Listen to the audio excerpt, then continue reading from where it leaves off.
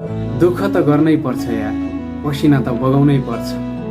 हातमा ठेला र पैतलाको छाला नउकिन्जेलसम्म मेहनत त गर्नै पर्छ। जिन्दगी जिउँदै गर्दा कठिनाइहरू आउँछन्। समय र परिस्थिति सँगसँगै बाध्यता र आवश्यकताहरू पनि आउँछन्।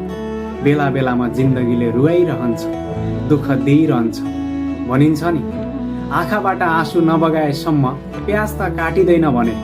यो त एउटा जिन्दगी हो।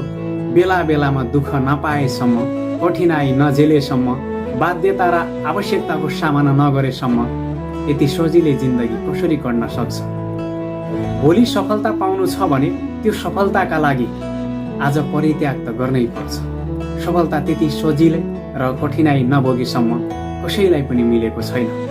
आज पनि इतिहास पल्टाएर हेर्ने हो भने सफल भएका मान्छे अर्थात् सफलता हासिल गरेका मान्छेले कुनै न कुनै बेला खाना नखाएर भोको पेट पनि मेहनत गरेका थिए। घाम असिना पसिना केही पनि नभनेर दुःख गरेका थिए, अनि मात्र सफलता हातमा आएको थियो।